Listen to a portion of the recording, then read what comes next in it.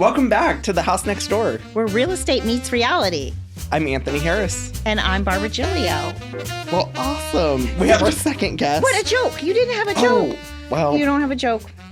I am the joke. Okay, you are the joke. Well, normally we've been trying to start with a joke. Like a cheesy joke. Because we're in a comedy club and we want to pay homage. Homage. Why can't I say words today? But anyway, we want to give a nod to the comedians. So we keep trying to remember to do a joke, but we keep forgetting. And we're probably insulting them. But there's no joke. We have a guest today. Yes. Anthony, introduce. This is Anthony's friend and guest. So this is Noah Gowen, and he's with Orchard Title, if I can talk. Yes, hi.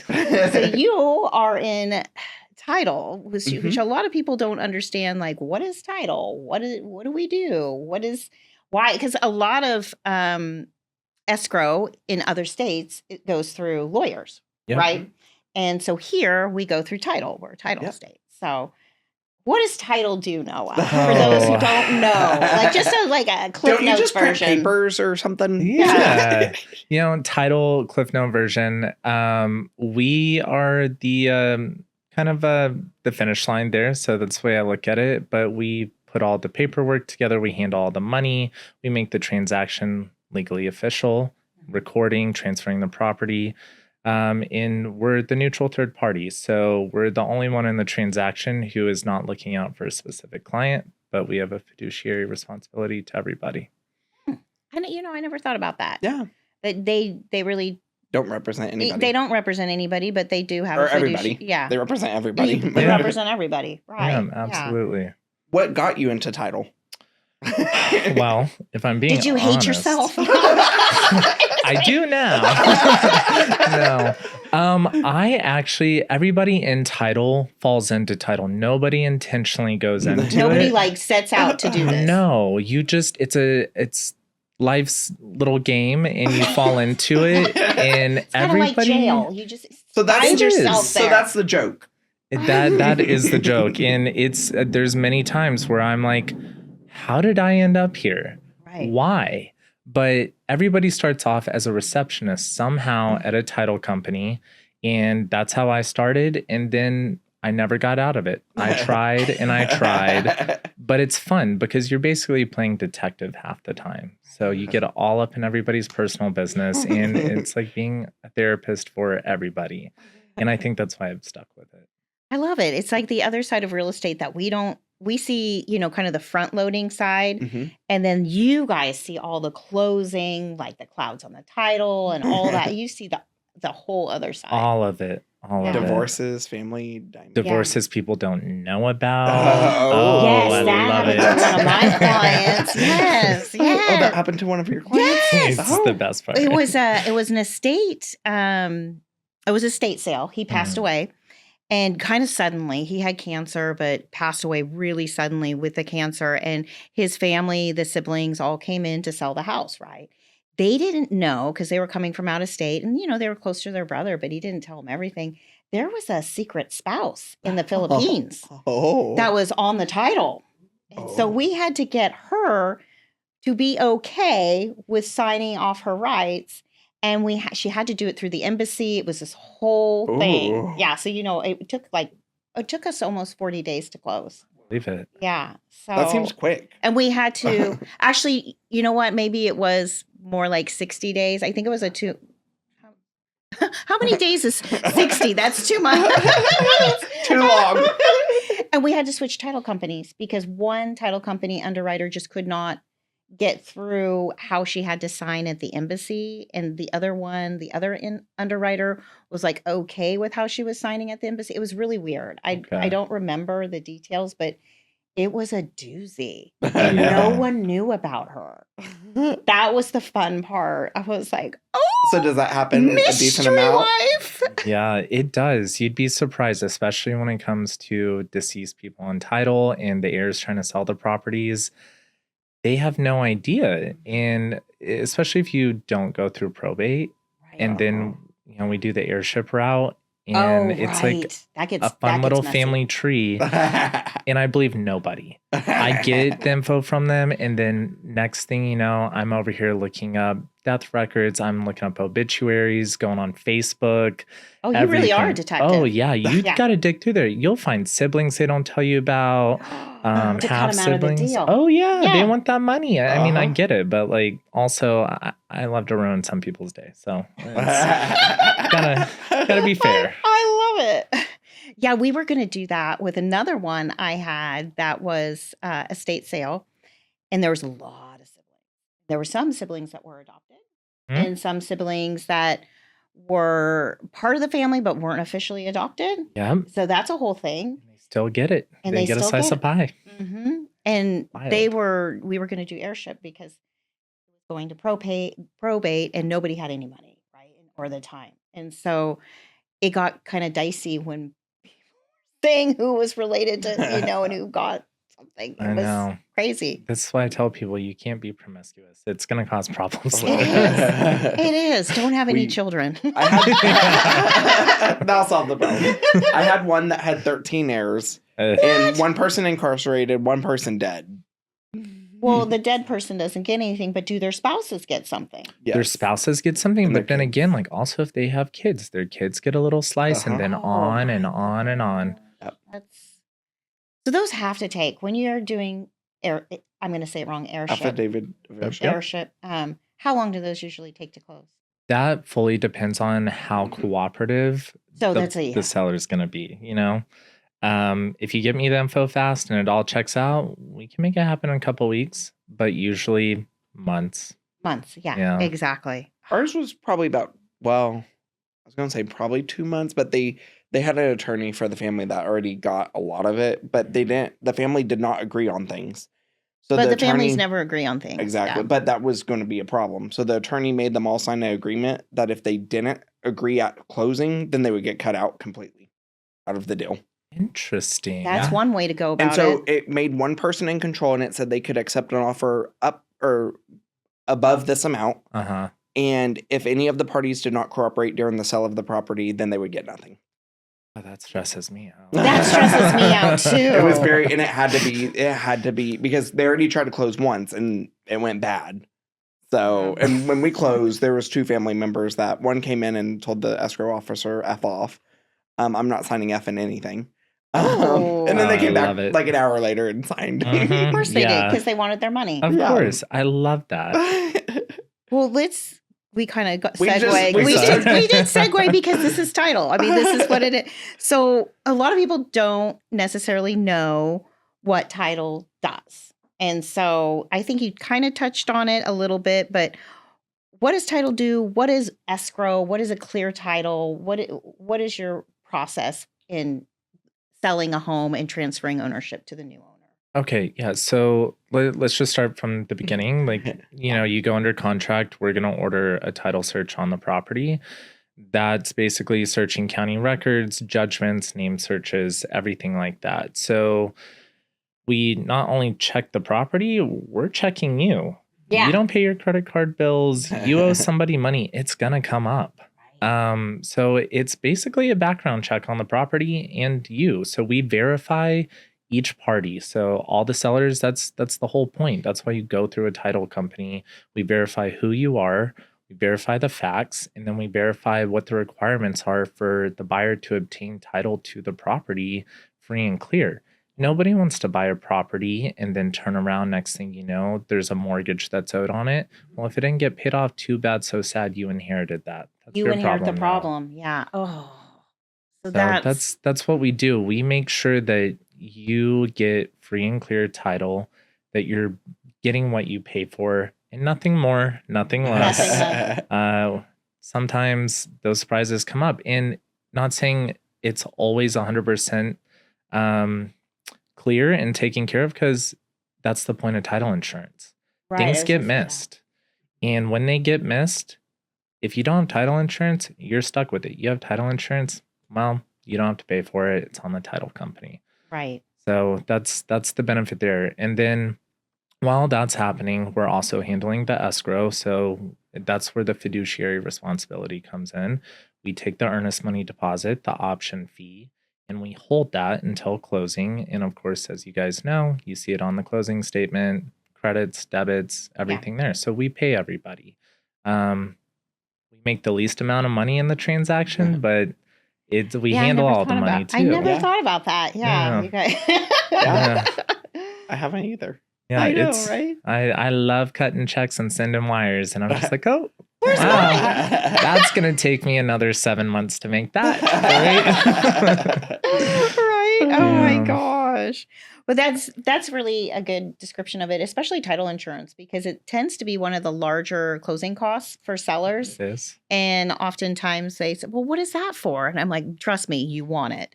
It's basically making sure that the property is yours and that you don't have any of these weird clouds coming up where somebody gambled it away in a, poker game and wrote it on a napkin, and that person all of a sudden shows up and says, that's my house, right? Exactly. Yeah. Exactly. And to your point there, it is one of the larger closing costs there. But the thing about it is that because it is insurance, right? And if you think of insurance, car insurance, home insurance, you're paying it monthly, annually, over and over. This is the only kind of insurance you pay once and you never have to pay again. Yeah, that's a good point. And the I other didn't thing think about is, that. say you pass away, that transfers to your heirs. They don't have to pay for it again. Oh, I did not know that. Yeah. It does. It passes on to heirs.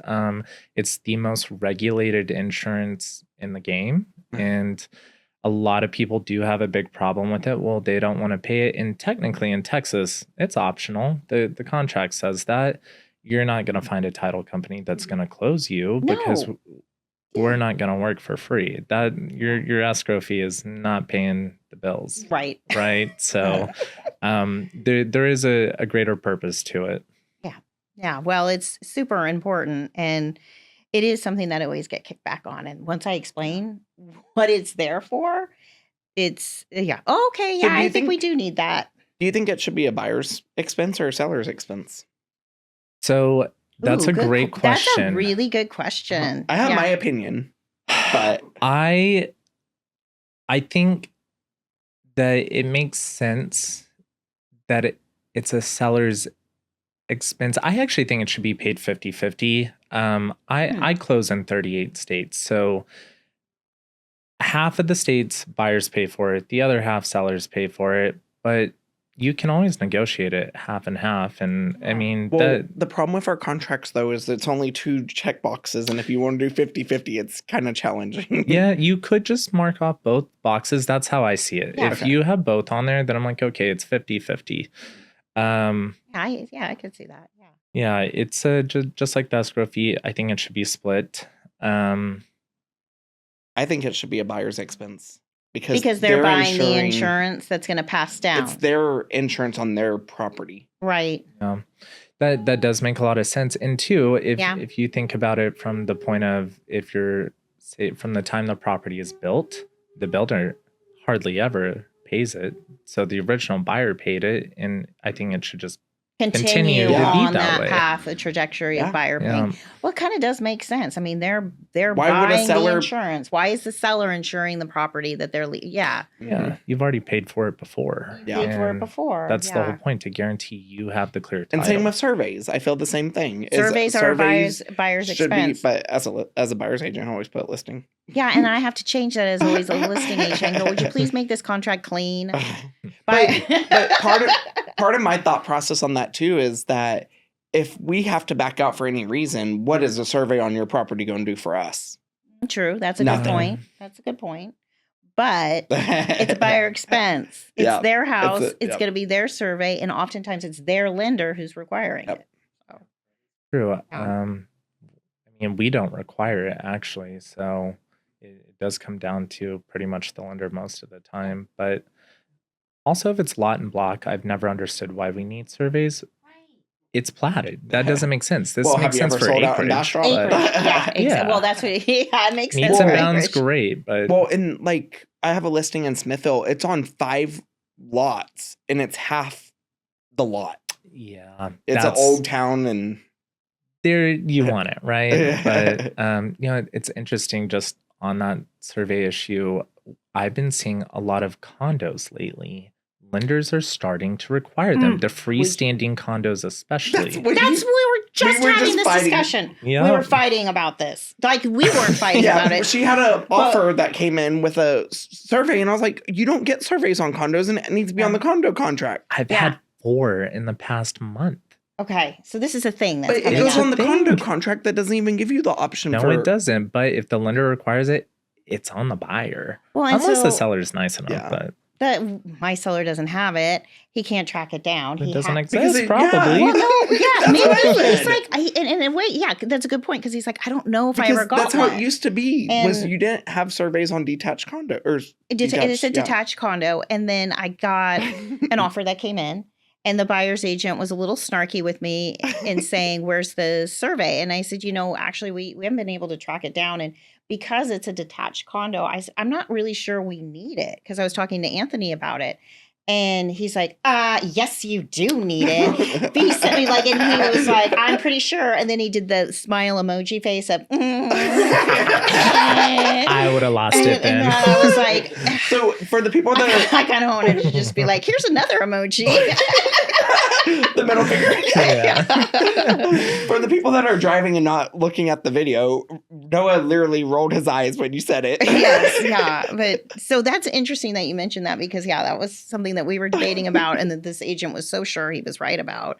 But so that's becoming common with lenders now? It is. But the thing is, with those condos that are detached like that, your client doesn't own the land anyways, right? And it's on the plat. So the way I've been looking at it lately is to help with that issue and the negotiation, I'll tell whichever agent calls me about it, I just tell them like, hey, maybe say, well, let's have title look at the plat and use that, because it's on there. As long as the plat shows the structure on there, if they have that, then we can use that as a survey. You don't own the land. All I care about is the easements anyways. So that's good enough. If the lender save you some money, go for it. Yeah, save you some money. If the lender pushes back on it, I will tell them I'm still insuring your loan, so it literally doesn't matter. Doesn't matter. Yeah, that's good. That's a great way to handle it. So what are closing delays, and who's usually the problem? So what are the most common, and it better not be us. What are the most common reasons for delays? Like, biggest causes? Is it buyers, sellers, lenders, agents, realtors, title? Is it you? No. Man. Hang on, let's make a game. Let's take a guess. I'm going to say lenders. In my experience, most of the time it is the lender.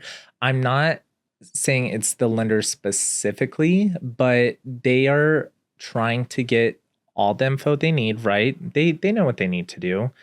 And half the time, I would say the buyer hasn't turned anything into them or missing something that they've been asking for.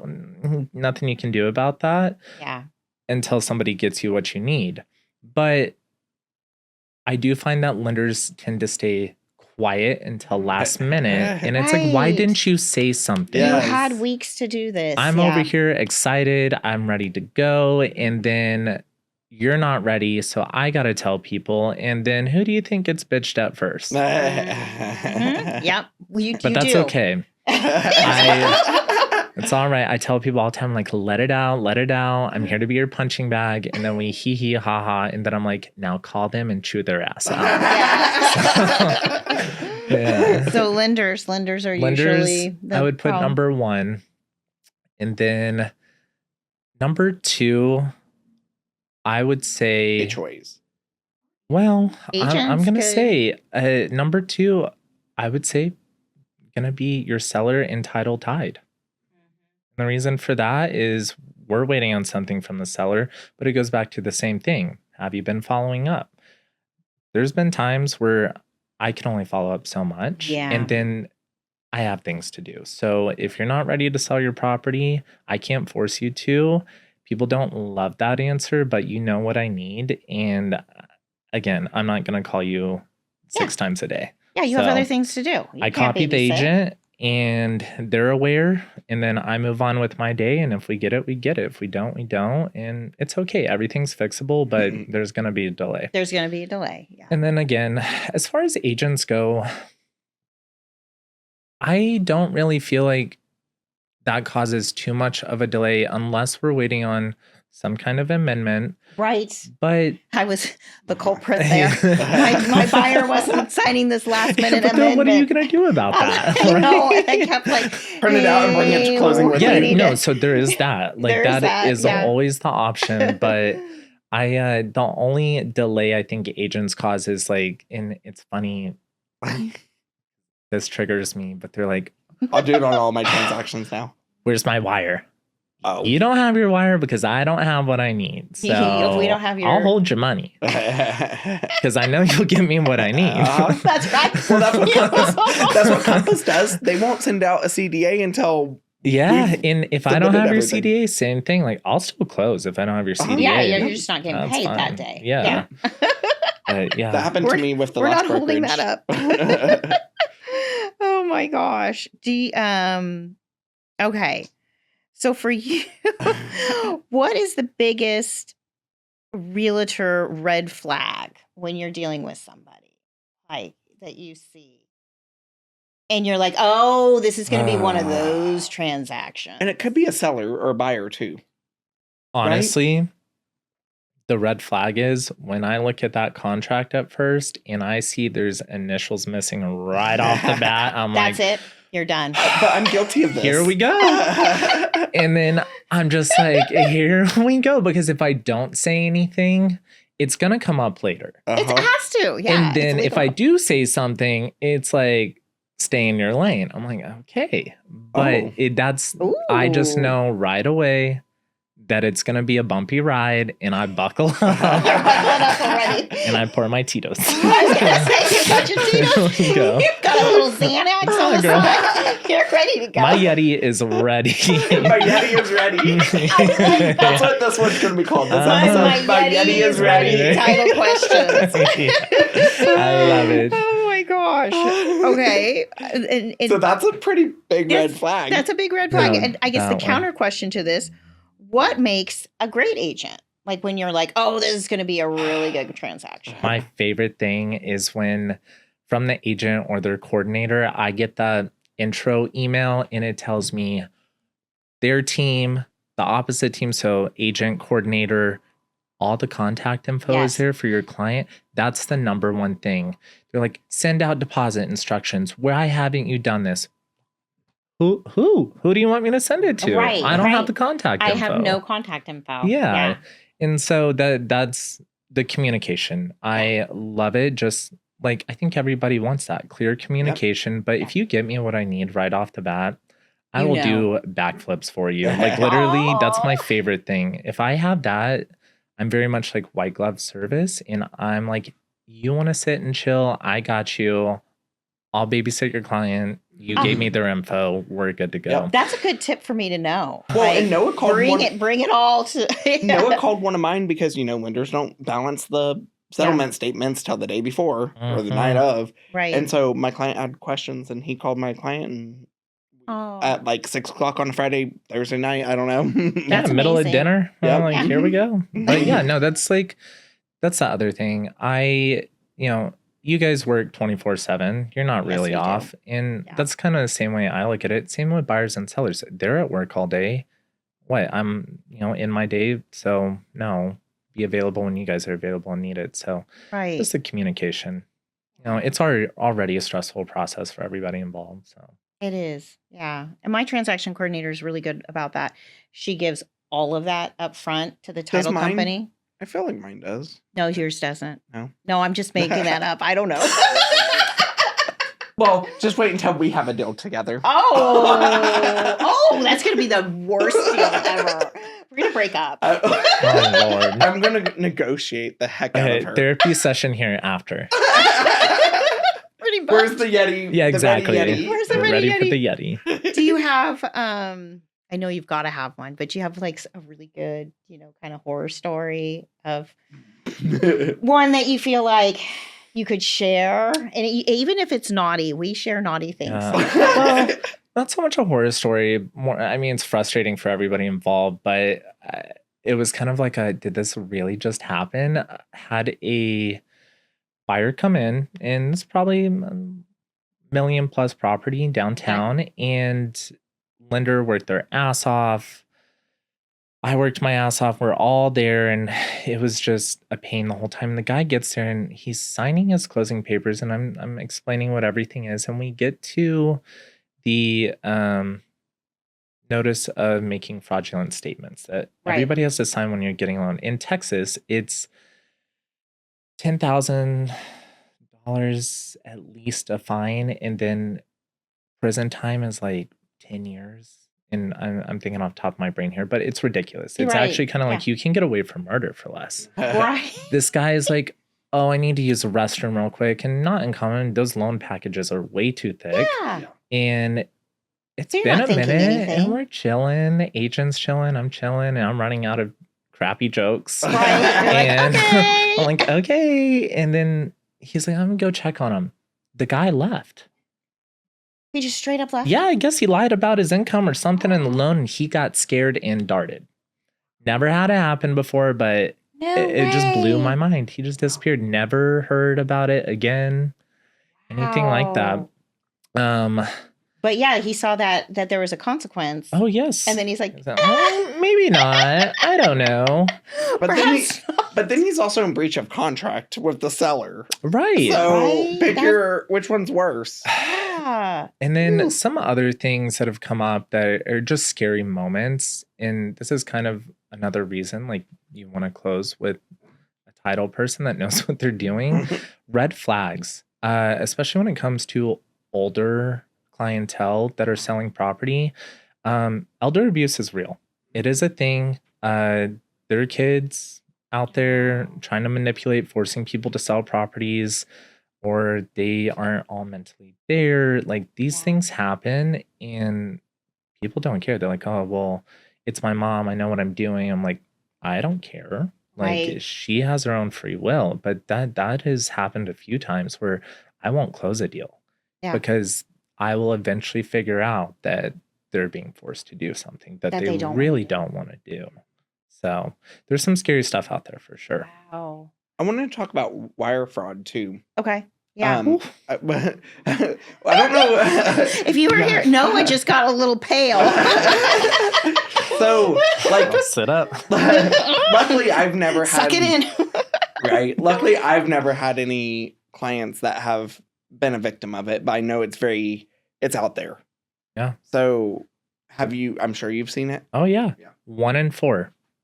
1 in 4 real estate transactions. 1 in 4. Yep.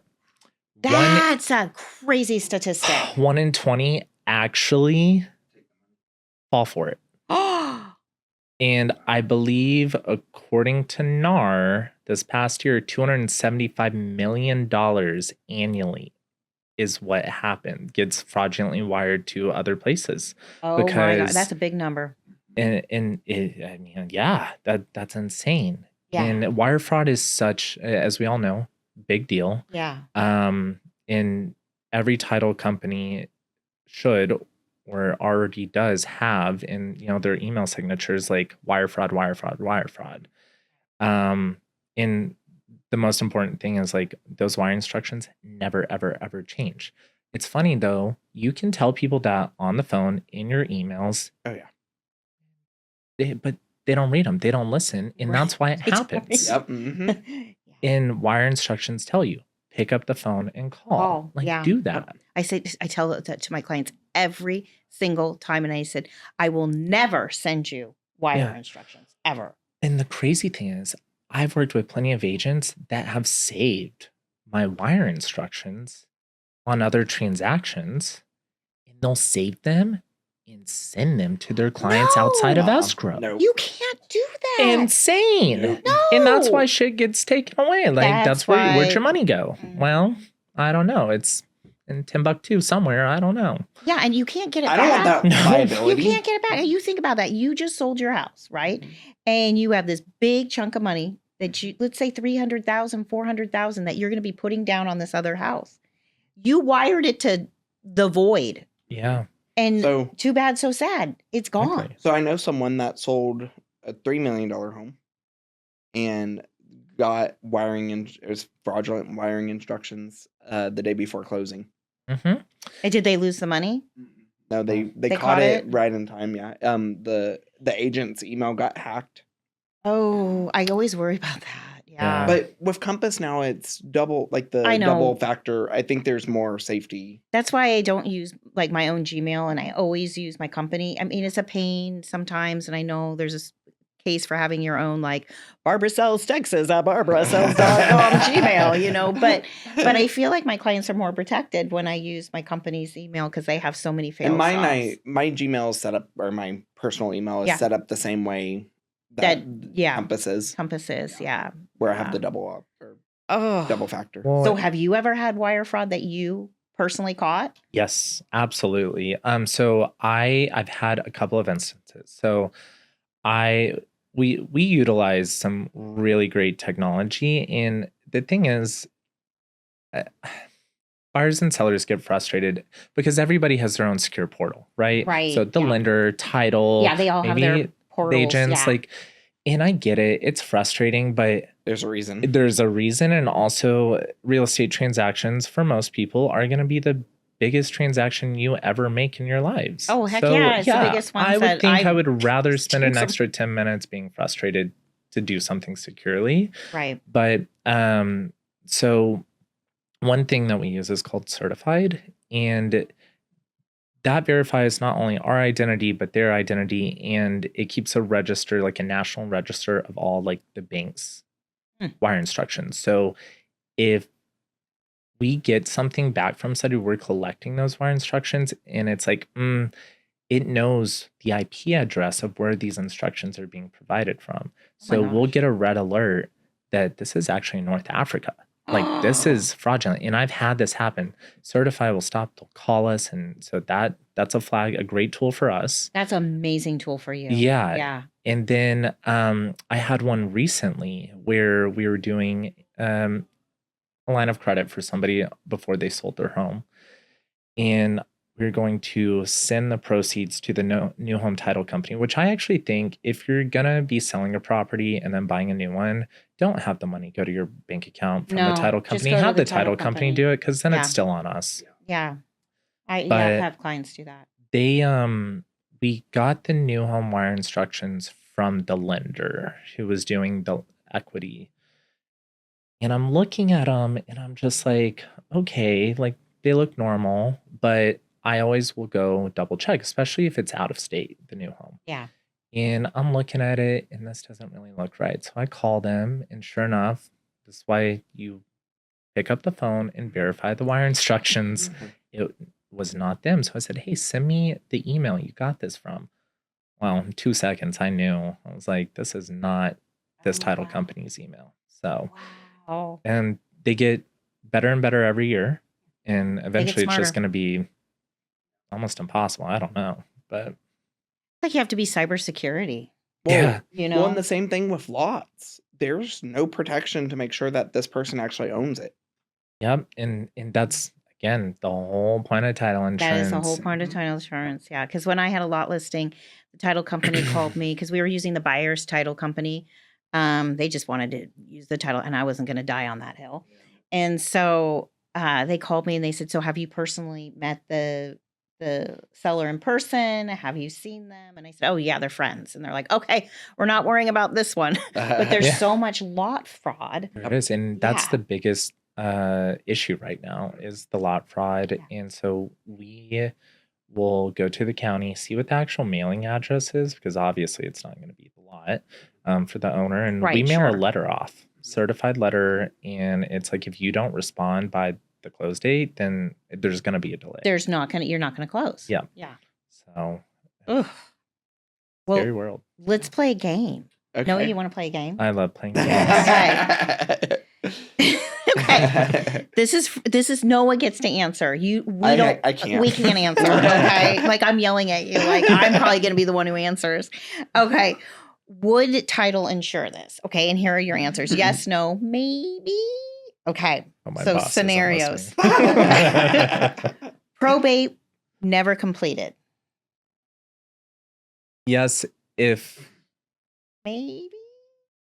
okay, maybe. We'll go with a maybe. Ex-spouse is still on the title. Yes. Okay. As long as they sign. It just depends on what the divorce decree says. Yes. Yes, because Yeah. my friend is still. Okay. HOA liens. I mean, they're gonna get paid off, but yeah. Okay. IRS debt. No. No. Okay, that's a no. Contractor liens. Maybe. They have to get paid off. Though. Yeah. Yep. Everything has to get paid off. This one we probably no survey. You're still going to get title insurance. Yes. Or what is it? Would title insure this? Okay. Easement issues. No, I'm not gonna insure that easement, but I'll insure everything else. Okay. Solar panel liens. Maybe. Maybe. If Okay. it's paid off. Or how about if they're out of business? Somebody the loan- assumed it. Yeah. Somebody's It's got not it. just sitting out there. We wish. Unpermitted additions. No. Ooh. Oh, I didn't know that. I didn't know that It's either. actually a pretty big deal. Somebody comes over and like if I find out something's not permitted, I'm gonna tell you right now, go get it permitted and then come back, because if the city comes along and makes you tear that shit down and I insured it, you're gonna go file a title claim and the underwriter is gonna pay it out and I'm probably gonna lose my job. So no. Wow, I had no idea. I had no idea. That's interesting because you don't insure you don't visually look at the property. So that's why I'm like, Yeah. I mean, so here's the thing. A lot of times, how are we going to know? But if somebody says something and it clicks in my head, that's when it becomes. That's when you know. Yeah. Okay, multiple heirs claiming ownership. It's a maybe. Maybe. Buyer wires funds incorrectly. Not my problem. Not your problem. That's the lender's problem. I don't know what to I just say. lived through that. I mean, I guess, but Forged signatures. no. Active lawsuits. No. No. I just learned about that too. Now, is that across the board or does it depend if you have an active lawsuit? It depends on the kind of lawsuit. Yeah. All right. So, kind of wrapping up, what do you think is the biggest misconception that people have about title companies? I think the biggest misconception is that, it's a scam. Oh, there's no purpose for Yeah, you. there's no purpose. You're just getting money from it. I'm not going to lie. When I first got into it, I also was like, why? What's the point of this? Like, you're never going to use it. But every time somebody doesn't get title insurance and they go to sell their property and there's some cloud or lien on there, you bet you wish you had it. You bet you wish you had it. Yep. And especially those people who will, a lot of people will close to an attorney's office because a fee attorney will still close you and not make you get title insurance. That's not their business. They're just closing it, but they have no liability. So most of the time when this happens, they close at a fee attorney's office, not digging on our fee attorneys. We love and respect them, but that's not their business. And so they don't push for it. They don't care. And then turn around, I'm like, hey, where'd you close? And if I see a fee attorney on there, I'm like, you're on the hook. I don't know what to tell you. And that includes the biggest thing that comes up is child support liens. Oh, I didn't think about that. Those attach to the property. Wow. And so that's if the you've got biggest thing. And they're one of the hardest to get off. Oh, yeah. Oh, So yeah. you're not going to close on your house if you've got a child support lien. Unless you're going to pay it off. I don't care. Either way, if you want to pay it off, fine with me. But And sometimes you can settle, right? you can But settle, it's still. but I mean, the Attorney General's office, if you bought a property like that, I'm specifically thinking of it, it's a lot, and they didn't do whatever. And I tried to help get it reduced. They usually will work with us a little bit, but if you buy something and just take that over, they don't care. They're getting their money one way or another. Well, I will end on what is your best advice for buyers and sellers? Best advice is Title insurance, I think. Title insurance, Yeah. but also call your escrow officer. Just know who you're working with. It's worth it. I Good promise advice. you. I Yeah. think people get so caught up in the email culture that Yeah. you know, That's a good it point. makes things more tense than it should be. And I find that just having that connection makes things much better for everybody. That's good advice. I think like so. that. Yeah. And what's your best advice for us, agents? Send you all of our contact information of the people in the transaction. And contracts. Yeah. You know, just double check your contract, send me the info I Sign need your up front, and we're good to go. Easy peasy. Yeah. Ready Yeti. Ready? Yeti. Yeah. Ready Don't give me a Yeti. reason to whip out my Yeti. That's Don't make me whip out my Yeti on you. Well, Noah, how can people find you? Where are your where's your office? All that good stuff. I have a local office here in Austin off Burnett Road. It's 7001 Burnett Road. I work remote, so I do my closings all over town. I'll drive that's to lovely. you. I love that. Or my favorite personally, I'll send a notary to you. I'm not going to charge you, but it's modern times, you I know. love that. Or you can close I love online. That's the other thing. And we love it. That's so great. And you work for Orchard. I do. I work Yeah. for Orchard. But, you know, it's not just Orchard business. So Yeah. do anything. Well, thank you so much for being Yes, here. thank you, guys. Enlightened us quite a bit. Yeah, we learned stuff. Learned a lot of Good. things Yep. today, And which is we great. got a new term, Ready Yeti. Ready Yeti. I am trademarking that. Yeah, I think you should. Hashtag Ready Yeti. Or Yeti Ready. Is it Yeti Ready Yeah. or Ready Yeti? Yeti Well, ready. until next time, you can find us at thehousenextdoortx.com. Like, follow, Share. comment, download. All the above. All the above. Until next time.